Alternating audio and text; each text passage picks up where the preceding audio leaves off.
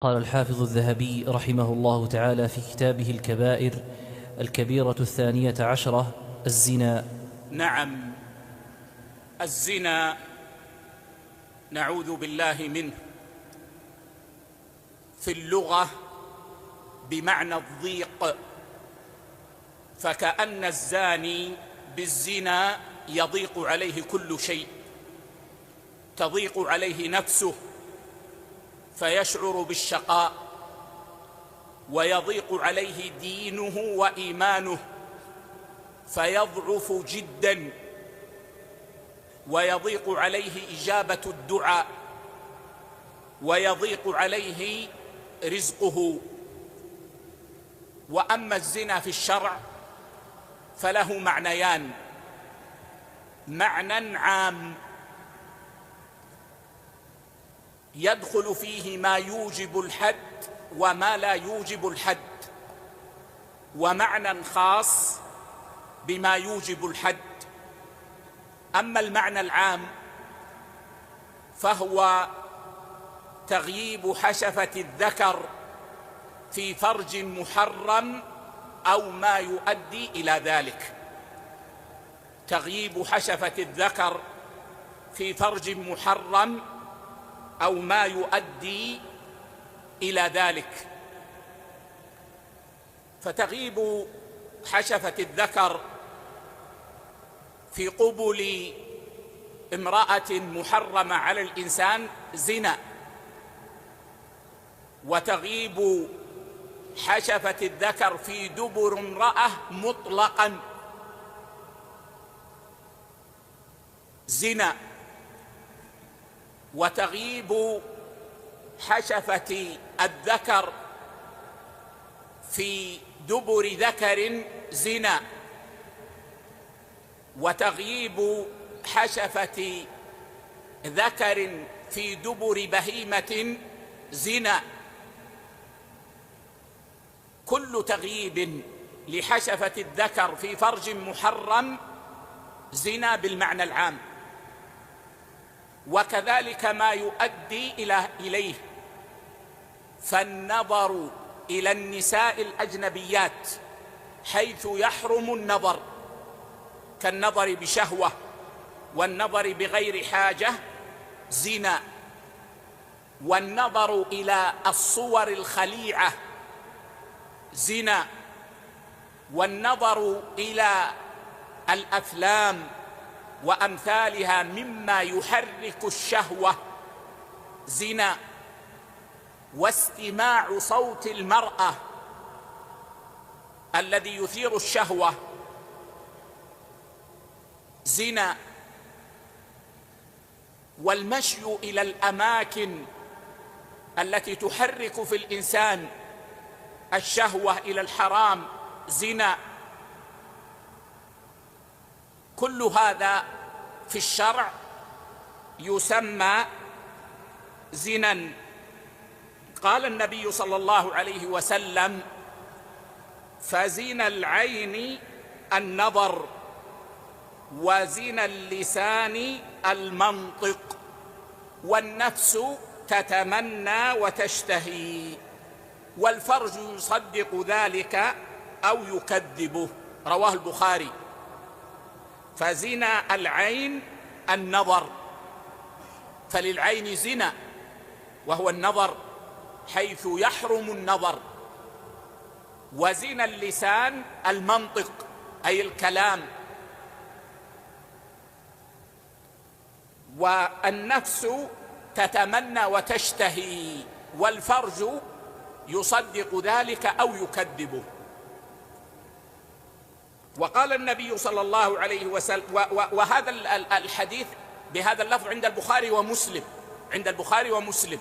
وعند مسلم في رواية قال النبي صلى الله عليه وسلم: فالعينان زناهما النظر، والأذنان زناهما الاستماع، واللسان زناه الكلام، واليد زناها البطش، والرجل زناها الخطى، والقلب يهوى ويتمنى، ويصدق ذلك الفرج أو يكذبه. هذا الزنا بالمعنى العام كما قلنا يشمل ما يوجب الحد وما لا يوجب الحد، وما هو كبيرة وما دون الكبيرة. فتغييب الحشفة في الفرج المحرم من قبل أو دبر كبيرة وقبيحة من القبائح. وأما الزنا بالمعنى الخاص وهو الذي يوجب الحد، من ارتكبه يجب عليه الحد، فهو عند الجمهور المالكية والشافعية والحنابلة في ظاهر المذاهب، في ظاهر هذه المذاهب الثلاثة، هو تغييب حشفة الذكر في قبل امرأة أو دبرها من غير نكاح ولا شبهة نكاح ولا ملك يمين. تغييب حشفة الذكر في قبل امرأة أو في دبرها من غير نكاح ولا شبهة نكاح ولا ملك يمين. النكاح معروف،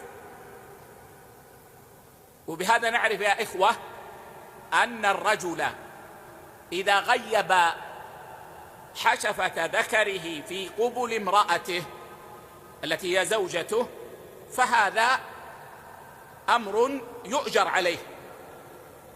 لكن لو غيب حشفة ذكره في دبر امرأته، في دبر زوجته، فهذه كبيرة من كبائر الذنوب، لكنه ليس زنا يوقع حدا، لأن وجود النكاح شبهة تدرأ الحد، وجود النكاح شبهة تدرأ الحد. لكن لو أن إنسانا غيب حشفة ذكره في قبل امرأة من غير نكاح ولا شبهة نكاح ولا ملك يمين فهذا زنا يوجب الحد. أو غيب حشفة ذكره في دبر امرأة من غير نكاح ولا شبهة نكاح ولا ملك يمين، هذا عند الجمهور زنا يوجب الحد، فإن كان بكرا يجلد 100 جلدة ويغرب عاما، وإن كان ثيبا يرجم.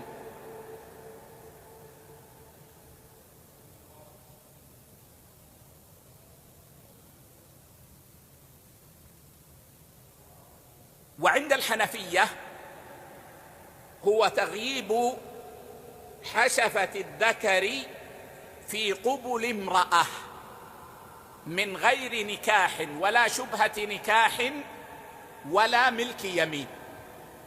تغييب حشفة الذكر في قبل امرأة من غير ملك يمين ولا من غير نكاح ولا شبهة نكاح ولا ملك يمين. إذن عند الأحناف يا إخوة الزنا الذي يوجب الحد خاص بتغييب الحشفة في قبل امرأة، في فرج المرأة الذي هو القبل.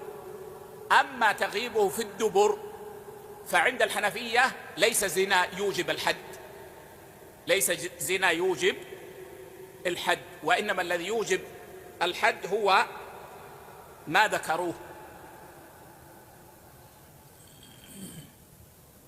طيب،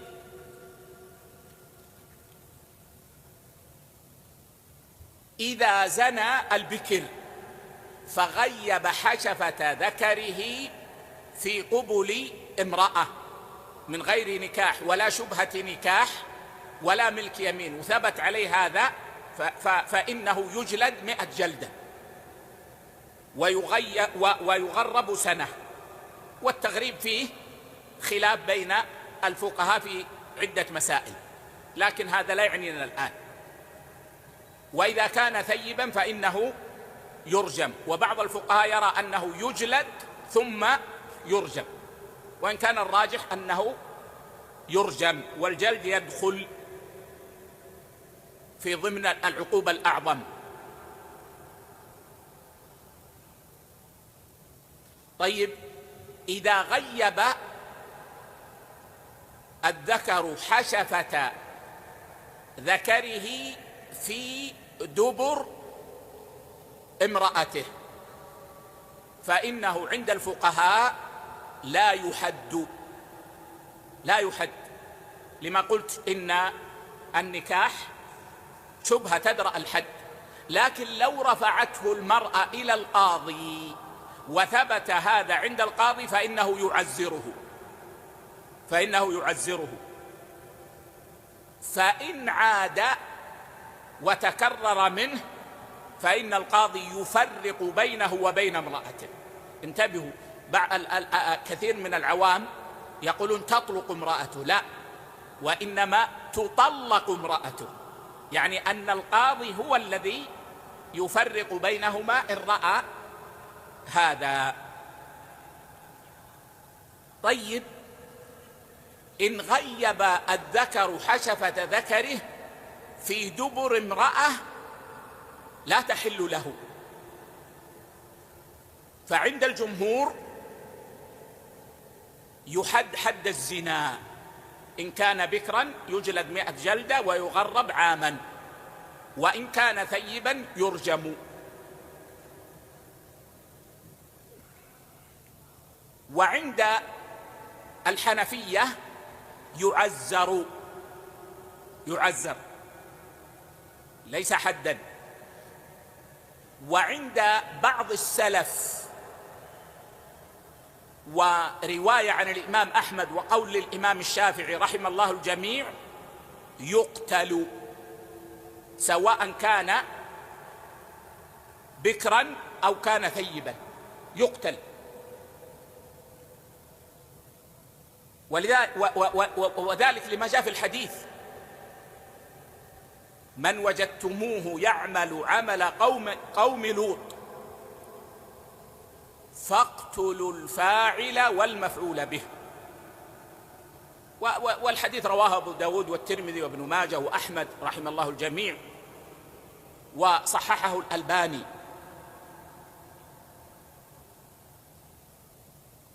وهذا يقودنا إلى الذي يلي هذا، وهو لو غيب ذكر حشفة ذكره في دبر ذكر، فهذا محل خلاف بين الفقهاء. فمن الفقهاء من قال يقتل مطلقا، إذا ثبت هذا عليه يقتل، سواء كان بكرا أو ثيبا يقتل لقبح ما فعل. وقد سمعنا الحديث الوارد في هذا. وقد حكى ابن القيم رحمه الله وشيخ الإسلام ابن تيمية رحمه الله إجماع الصحابة على هذا، على أنه يقتل، لا حق له في الحياة، ولكن اختلفوا كيف يقتل.